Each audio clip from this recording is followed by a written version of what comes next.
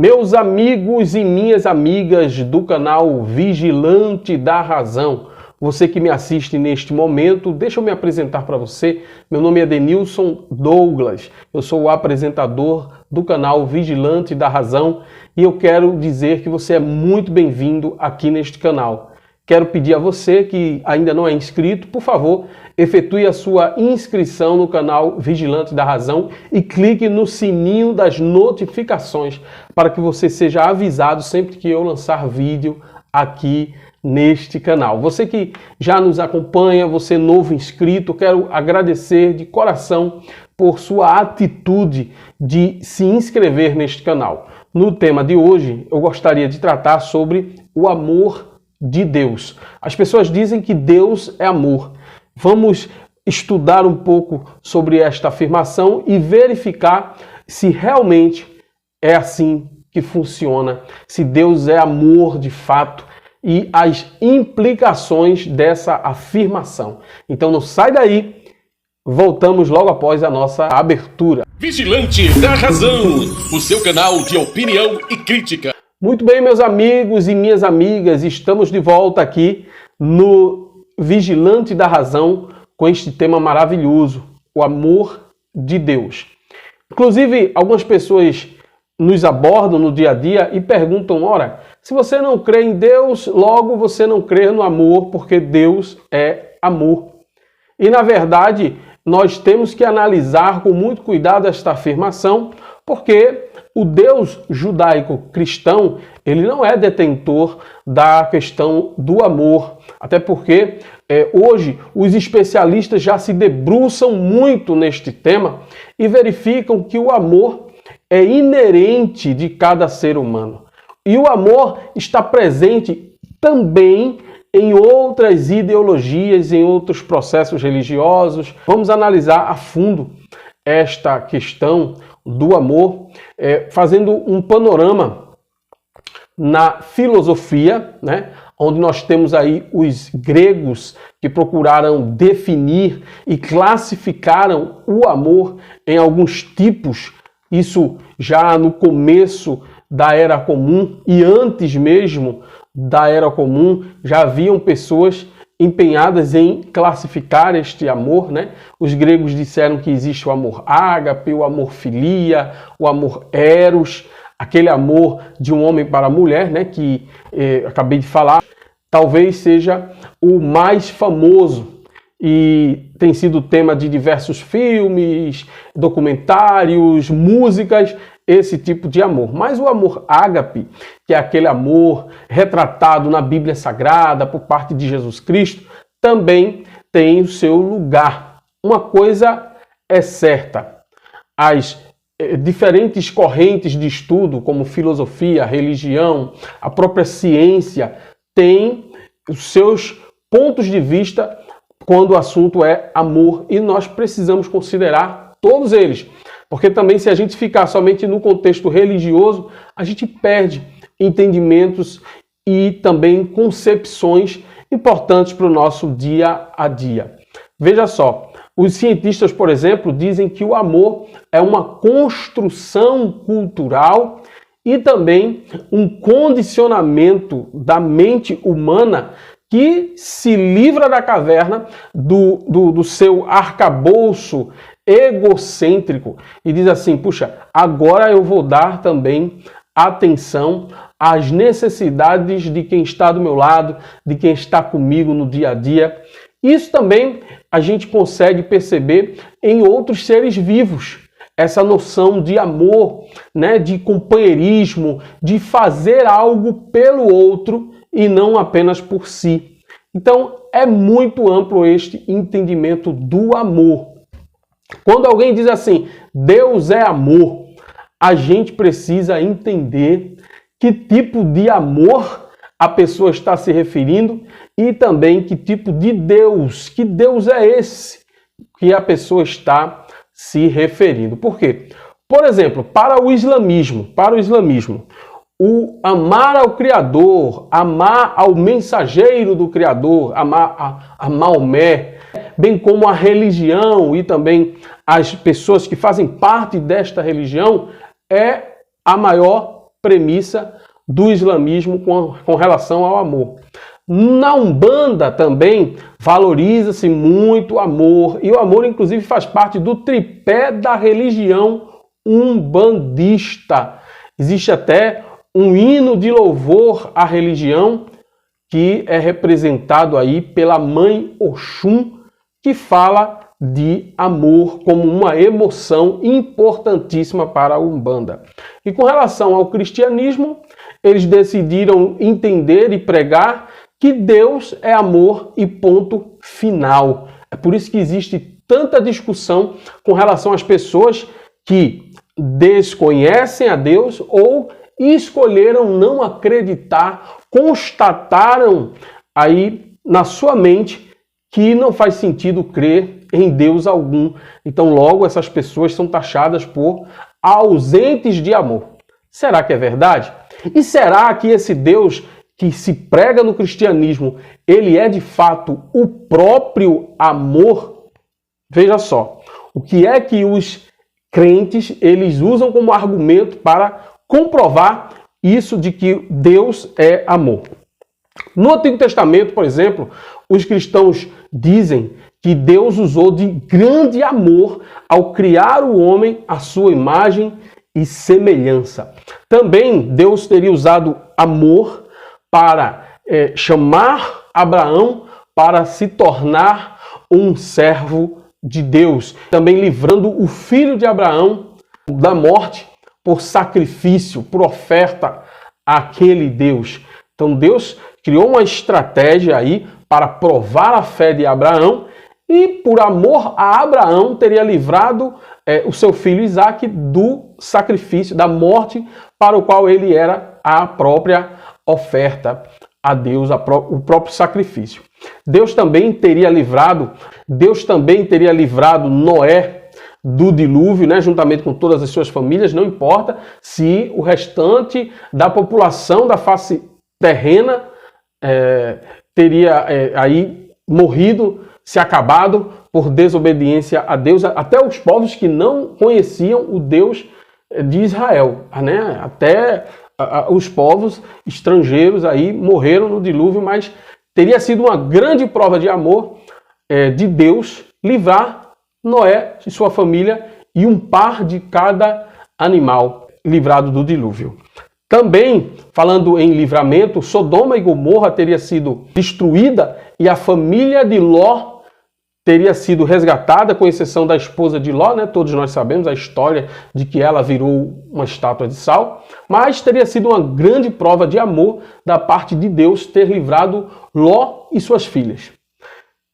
Bem como o êxodo do Egito, a recompensa que Deus teria dado a Jó após ele ter permitido que tanta calamidade sobreviesse sobre a vida de Jó. São muitas as histórias que, segundo os cristãos, denotam o amor de Deus na Bíblia Sagrada, no Antigo Testamento.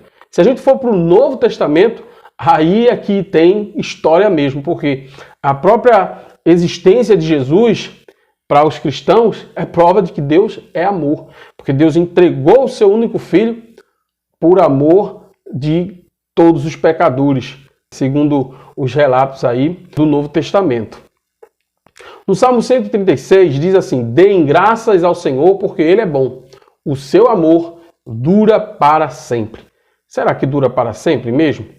Vamos ver aqui o que diz o relato bíblico, que no livro de Efésios, por exemplo, que Deus seria rico em misericórdia, que deu-nos vida com Cristo. No livro de 1 João, capítulo 5, versículo 3, diz que porque nisto consiste o amor a Deus, em obedecer aos seus mandamentos. No livro de 1 João, capítulo 4, versículo 8, diz assim, que quem não ama não conhece a Deus, porque Deus é o amor. Interessante que esse versículo as pessoas usam invertendo aí a ordem dos fatores, né? Quem não ama não conhece a Deus, porque Deus é amor. Então quem não conhece a Deus, logo também não ama, porque não conhece a Deus.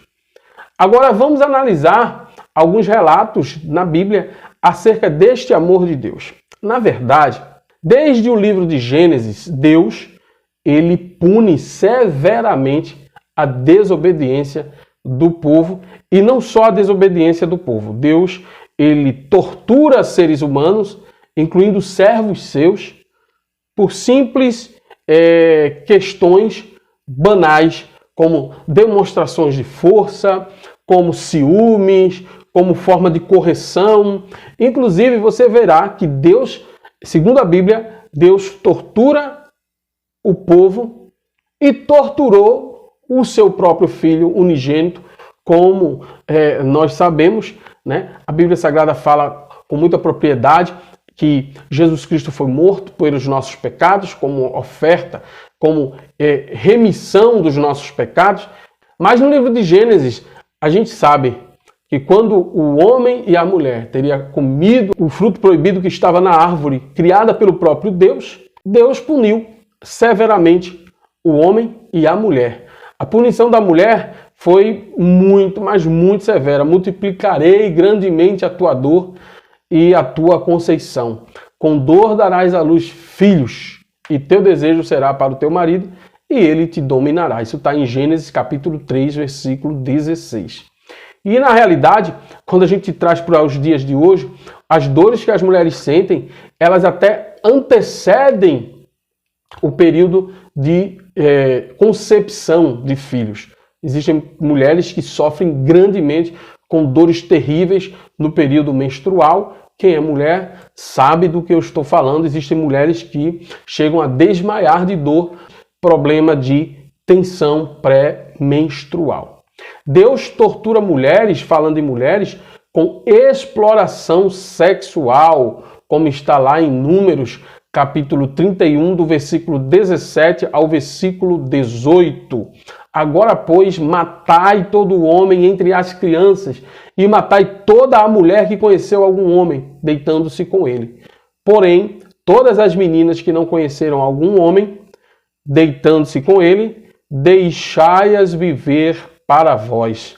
Trata-se das virgens midianitas. Quando o povo saía para guerrear, eles traziam consigo aqueles bens que eles conquistavam dos povos que eles destruíam. E a ordem do Senhor, no livro de Números, capítulo 31, versículos 17 e 18, foi para que os homens poupassem as mulheres virgens e que essas mulheres serviriam como prêmios para eles, né? Como recompensa para eles. Imagina o que é você ser derrotado militarmente por um povo e as mulheres virgens serem ali tomadas de assalto como se fossem objetos. A Bíblia diz que elas eram contadas como gado e ouro. Então isso é um tipo de tortura. Deus tortura como prova de força, como exemplo do Egito, quando Deus criou ali situações para o Moisés e Arão provarem ao faraó que deveriam deixar o povo ir para adorar no deserto a Deus, e o próprio Deus endureceu o coração de Faraó. Lá no livro de Êxodo, capítulo 7, versículo 3, diz assim: Eu, porém, endurecerei o coração de Faraó e multiplicarei na terra do Egito os meus sinais e as minhas maravilhas. Ora, precisa torturar assim o povo, incluindo matar os primogênitos dos egípcios, inclusive filhos de egípcios que eram inocentes, simplesmente para demonstrar sua força, para multiplicar os sinais e as maravilhas para aquele povo? Tire você mesmo suas conclusões. Deus tortura o povo como correção. O livro de Êxodo, capítulo 21, versículo 20 e 21. Se alguém ferir ao seu servo ou à sua serva com pau e morrer debaixo da sua mão, certamente será castigado. Porém, se sobreviver por 1 ou 2 dias, não será castigado, porque é dinheiro seu. Essa passagem mostra Deus ali ensinando o povo a como castigar o seu servo. Simplesmente. No livro de 2 Reis, no capítulo 2, versículo 23 e 24, diz assim, o exemplo fatídico de Eliseu, que foi zombado por algumas crianças, né? Algumas crianças zombaram de Eliseu, e por conta disso, Deus fez com que 2 ursas saíssem do bosque e despedaçassem 42 daqueles meninos que zombaram de Eliseu. Então, Deus tortura o povo como correção. Eu acredito que esse Deus não é Deus de amor. Eu acredito que ele não é amor. Inclusive, lá no livro de Atos dos Apóstolos também há um relato muito interessante acerca de Ananias e Safira, né? Esse casal que perdeu sua vida porque simplesmente omitiram o valor de uma negociação de um terreno, quando os discípulos estavam ali recebendo os bens daqueles que se convertiam voluntariamente, e Ananias e Safira decidiram aí omitir o valor da compra. E foram fulminados, segundo a Bíblia. Segundo a Bíblia Sagrada, há um inferno de fogo reservado para aqueles que não aceitarem a Jesus, aqueles que negarem o nome de Jesus, aqueles que não acreditarem na pessoa de Jesus Cristo.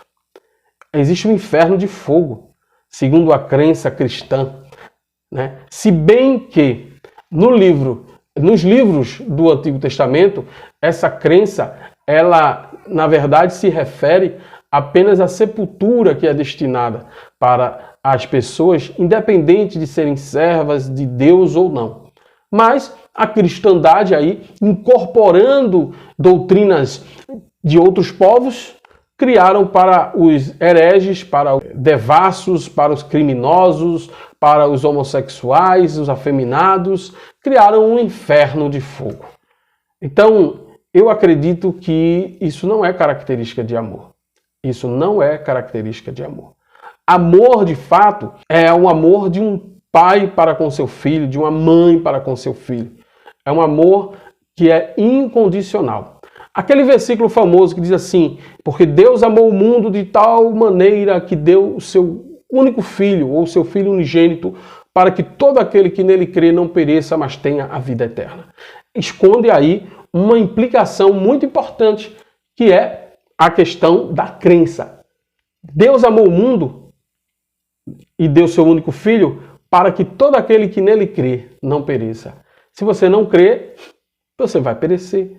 Se você não crê, o amor de Deus não se estende para você. Isso daí, gente, é somente uma forma da gente refletir bem sobre aquilo que a gente tem como regra básica de fé. Muitas vezes, a gente discutindo uma situação como essa, alguém pode ficar até surpreso. Puxa, mas você não acredita. Por que você está falando dessa forma? Porque, para que você tenha noção de que existem multiformes posicionamentos na Bíblia Sagrada, e basta a gente apenas analisar de forma independente, de forma honesta, para que a gente chegue às conclusões que a gente precisa chegar.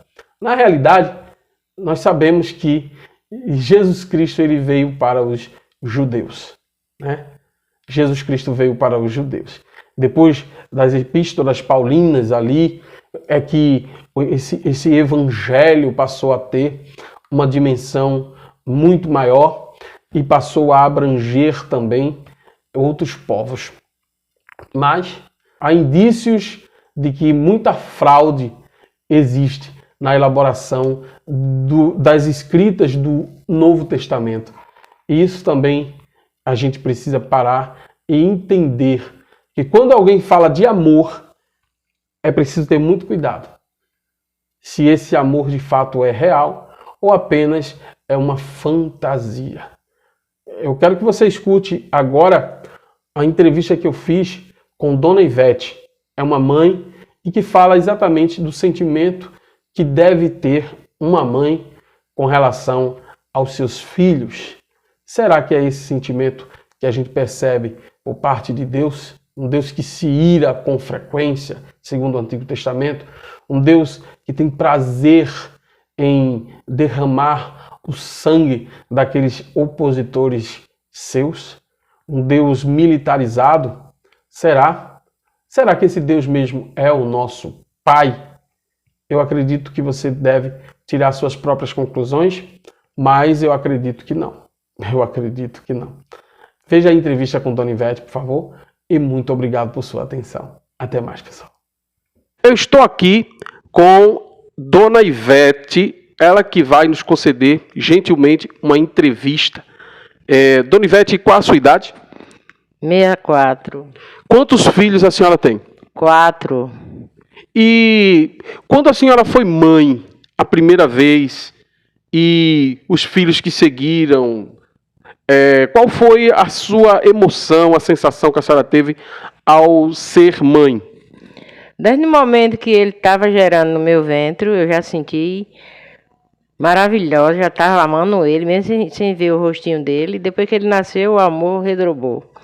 Esses seus filhos hoje já são todos adultos, é isso? Certo. E o sentimento continua o mesmo? Continua o mesmo, nunca vai mudar. Agora, deixa eu fazer uma pergunta à senhora. Quando um filho seu tem alguma necessidade e, de repente, lhe procura para atender a essa necessidade, se a senhora tem, a senhora ajuda? Com certeza, com certeza. Eu só não faço coisa errada para ajudar, mas tiver no meu alcance, eu ajudo sim. Se tiver ao seu alcance, a senhora sempre ajuda? Sempre ajudo. E quando eu não posso ajudar, eu passo mal. Sempre ajudo, e quando eu não posso ajudar, eu passo mal.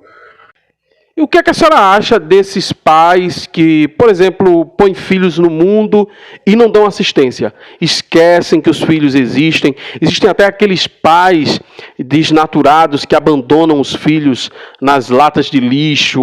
O que é que a senhora acha disso? Eu fico muito triste, viu? Eu acho muito errado. Porque por mais que o filho aperreie, né, tenha errado muito, mas a gente nunca, um pai verdadeiro, uma mãe verdadeira, nunca deve abandonar seu filho. Então, não há justificativa para que um pai ou uma mãe venha negligenciar o cuidado com o seu filho. De maneira alguma. De maneira... A senhora permite sua imagem lá para o canal Vigilante da Razão? Com certeza, né? Muito obrigado. Por nada, disponha.